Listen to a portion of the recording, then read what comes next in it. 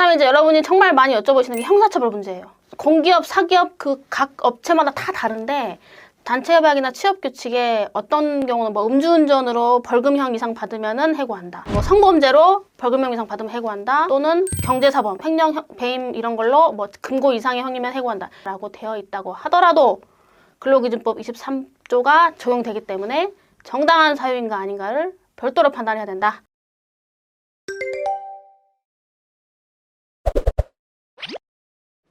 안녕하세요. 나는 변호사다. 김세라 변호사입니다. 코로나 때문에 지난 한 3, 4년이 참 힘들었는데 요즘 또 뉴스 보니까 또 코로나가 뭐 있다 이런 얘기 나오더라고요. 제가 왜 이 얘기를 하냐면 제가 어렸을 때 IMF 사태 때문에 막 나라가 시끄럽고 하루아침에 아빠가 직장 잘리고 이래가지고 공무원 인기가 하늘을 치솟았던 그런 때가 있었는데 또 코로나 때 뭐가 많이 힘들었냐면 이제 자영업자들이 너무 힘들어지다 보니까 그런 데서 근무하시는 분들 또 소규모 영세업체라든가 특히 여행업체나 이런 데는 운영 자체가 아예 어려워져서 폐업을 하고 직원들이 이제 정리가 되는 그런 사건들이 많았습니다. 그래서 근로자와 사용자의 관계는 고용계약이라는 계약 관계인데 사용자 측에서 일방적으로 그것을 종료시킬 수 있다. 그게 이제 해고라는 거예요. 근데 이제 해고를 당하는 입장에서는 부당하다고 느낄 수도 있을 거고 그러면 나는 이거를 그냥 참고 회사에서 나가라고 하니까 나가야 되는가 다툴 수 있는가 라는 부분들이 궁금하실 거예요. 그래서 오늘은 해고의 사유가 무엇이고 어떻게 하면 부당해고가 되는가? 그럼 부당해고가 됐을 때 내가 그것을 법으로 어떻게 다툴 수 있는가? 그것을 설명을 한번 드려보려고 합니다. 일단은 해고를 하려면은 두 가지 요건이 필요해요. 크게 실체적 요건, 그리고 절차적 요건. 그래서 해고를 하려면 사용자가 마음대로 할 수 있는 것이 아니라 해고 사유가 있어야 되고 해고에 필요한 절차를 지켜야 합니다. 자, 해고 사유부터 먼저 보겠습니다. 우리나라 근로기준법 제23조에는 정당한 사유 없이 해고하지 못한다. 이렇게 돼 있어요. 그러니까 정당한 사유가 있어야 해고할 수 있다.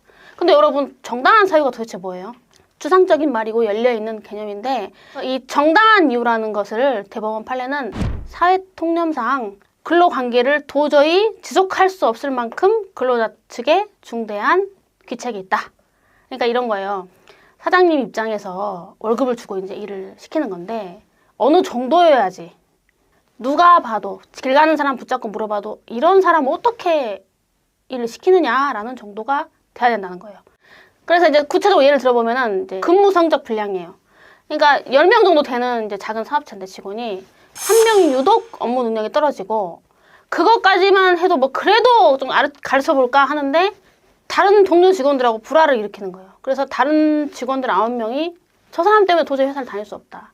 예를 들면 이런 거예요. 계속 시비를 걸어. 그리고 업무 관련해서 자기 업무를 떠넘기고 욕설을 하고 좀 이렇게 계속 다툼이 생기는 그런 경우들이 있을 수 있고 특히 뭐 남자 직원이라면 여자 직원들한테 좀 불편한 그런 언동을 한다던가 이런 것들이 지속되고 계속되고 다수에 나게 됐을 때 자, 이런 경우가 대체로 이제 문제가 될 수 있는데 이렇게 근무 성적이 불량하고 주변 동료들하고 잘 못 지낸다고 해서 그러면 무조건 이게 해고의 정당한 사유가 되느냐 또 그럴 것은 아니에요. 이런 경우에 또 판례는 종합적으로 검토를 하기 때문에 그 근로자에게 교육이나 지도를 충분히 해서 개선할 수 있는 여지를 줬는지도 중요하게 평가합니다. 그래서 어느 정도는 이 사람을 조금 잘 해보려고 하는 그런 노력들이 있어야 된다. 그럼에도 불구하고 그 문제가 해결되지 않는다면 그때는 해고 사유가 될 수도 있다.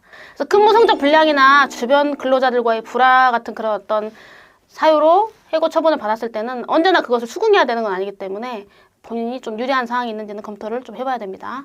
그 다음에 이제 여러분이 정말 많이 여쭤보시는 게 형사처벌 문제예요. 공기업, 사기업 그 각 업체마다 다 다른데 단체협약이나 취업규칙에 어떤 경우는 뭐 음주운전으로 벌금형 이상 받으면은 해고한다. 뭐 성범죄로 벌금형 이상 받으면 해고한다. 또는 경제사범, 횡령, 배임 이런 걸로 뭐 금고 이상의 형이면 해고한다. 이렇게 되어 있는 경우들이 있어요. 아니면 그냥 포괄적으로 형사처벌을 받으면 해고한다. 이렇게 돼 있을 수도 있고 회사마다 천차만별이니까 그 각 회사의 사내 규정 같은 걸 좀 잘 보셔야 됩니다. 근데 여튼 형사처벌을 받는 그 자체가 설령 취업규칙에는 예를 들어서 음주운전으로 벌금형 100만 원 이상을 받으면은 해고한다 라고 되어 있다고 하더라도 근로기준법 23조가 적용되기 때문에 정당한 사유인가 아닌가를 별도로 판단해야 된다.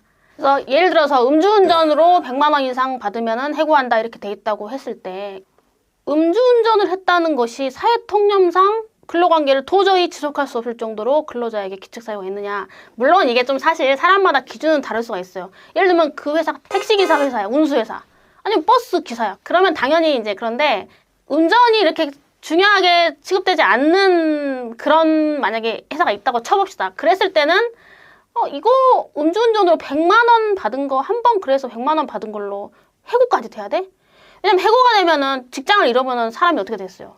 당장 생계가 없잖아요. 그러니까 그 정도만한 사안이 이제 그 사회 통념상 도저히 근로관계를 지속할 수 없을 정도로 중대한 귀책인지는 별도의 평가가 필요하다는 거죠. 그래서 케이스 바이 케이스, 회사마다 업종마다 다 다를 수 있다.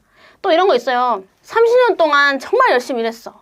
근데 어쩌다 한번 좀 안 좋은 일 있어가지고 술 먹다가 음주운전에 걸려서 벌금 200을 받았다. 그럼 이 사람은 그 한 번 너 취업규칙에 되어 있는 대로 해고야. 이게 맞느냐? 해고라는 건 가장 중요한 처분이기 때문에 조금 감봉 뭐 3개월이라든가 뭐 이렇게 정직 1개월이라든가 이렇게 처리할 수도 있지 않느냐. 그런 것까지도 검토가 돼야 된다는 거예요. 그 다음에 이제 절차적 사유. 아무리 해고 사유가 차고 넘쳐도 절차를 지키지 않으면 해고가 무효가 될 수 있어요. 그 절차적 요건 중에 중요한 거는 서면으로 해고 사유와 해고 시기를 통지해야 돼요. 왜냐하면 잘리는 사람 입장에서는 도대체 내가 왜?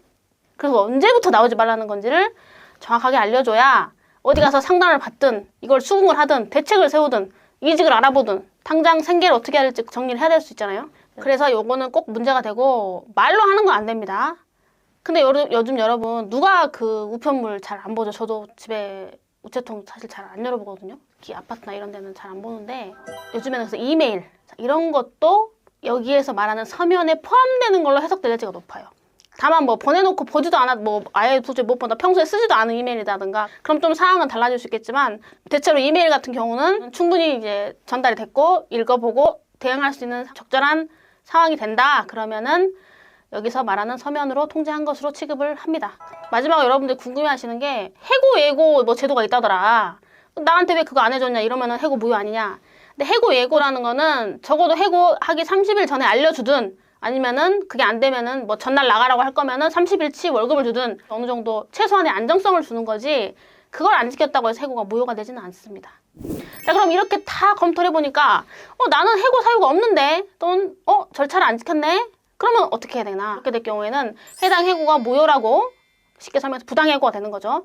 주장할 수 있고 주장하는 절차는 노동위원회 구제 신청 또는 바로 법원으로 가서 해고 무효 확인 소송 할 수 있습니다. 꼭 노동위원회를 먼저 거쳐야 되는 건 아니에요. 바로 법원으로 가셔도 되고 이게 부당해고라고 인정되면은 그 기간 전체에 대한 임금 청구 보통 보면 부당해고 소송만 먼저 하고 나중에 임금 청구를 별도로 하는 경우도 있고 해고 소송을 하면서 청구 취지의 임금 부분을 추가해서 같이 하는 경우도 있어요. 그건 약간 선택 사안입니다.